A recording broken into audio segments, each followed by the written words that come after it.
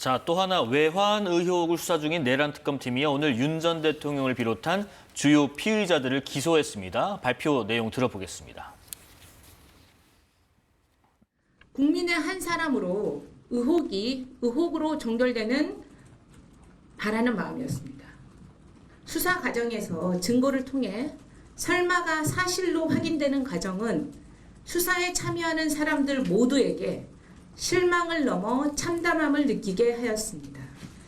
국가 안보를 책임지는 국가통수권자인 대통령과 국방장관이 비상계엄 여건 조성을 목적으로 남북 군사 대치 상황을 이용하려 한 행위는 국민 안전의 위험을 초래할 수 있는 결코 용납할 수 없는 행위입니다. 다시는 이런 역사적 비극이 되풀이되지 않도록 법원에서 그에 합당한 판결을 선고해 주시길 바라겠습니다.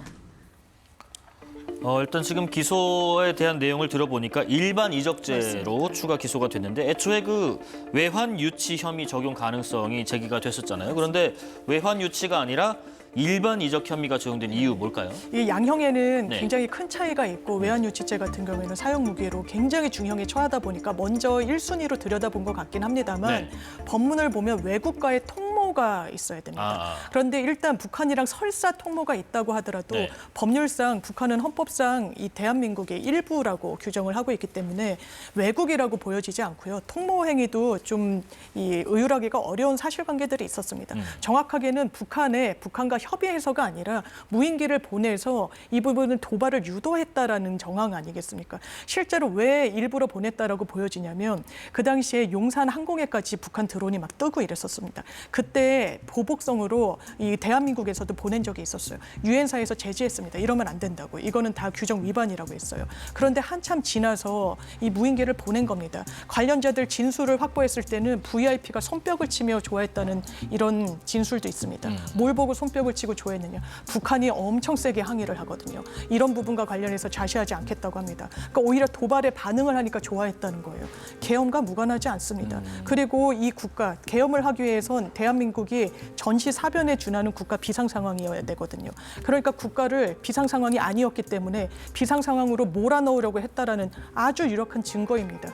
이 부분과 관련해서도 엄벌이 필요하다고 생각합니다. 외환 유치의 어떤 전제가 되는 조건, 뭐 통모랄지 외국이랄지 이런 것도 어렵을 뿐만 아니라 이게 설사 있었던 일이라고 하더라도 일반적인 군사 작전으로 볼 수 없다. 그러니까 대한민국의 군사상 이익을 해치고 적국의 군사상 이익을 공유한 면이 있다. 뭐 이렇게 보는 건가요, 지금? 그렇죠. 좀 아까 장 변호사님 말씀해 주신 것처럼 통모에 대해서 특검 입장에서는 입증하기가 곤란하기 때문에 결국에는 일반 이적죄 쪽으로 돌린 것이 아닌가 싶습니다. 그런데 이 상황은요. 처음부터 법조계에서는 굉장히 이야기가 많았었어요. 네.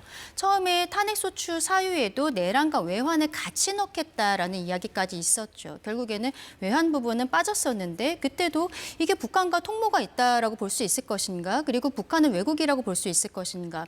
많은 법조계에서 이야기가 있었음에도 불구하고 이것은 결국에는 내란 특검으로 넘겨놓은 상황이었습니다. 그러니까 결국에는 내란 특검이라는 것이 시작을 했을 때 이미 윤석열 전 대통령과 중요 임무 종사자, 뭐 김용현 전 장관이라든지 사령관들은 모두 조사가 끝나서 기소가 되어 있는 상황이었거든요.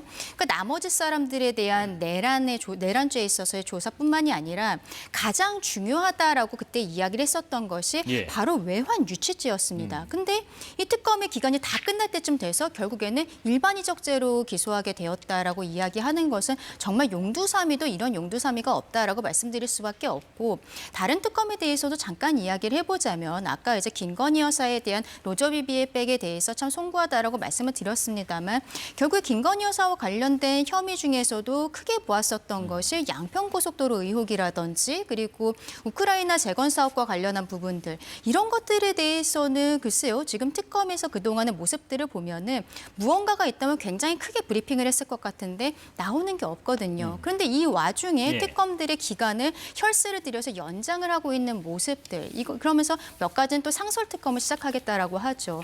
이런 것들이 특검 무용론이 나오고 있는 상황이 아닌가. 결국 내란 특검이 일반 이적죄로 기소하게 된다는 것. 이것도 저는 결국에 법원에 가서는 유죄 판단은 쉽지 않을 것이라고 생각이 드는 부분들이 있습니다만 정말 용두삼이다라는 말씀을 다시 한번 드립니다.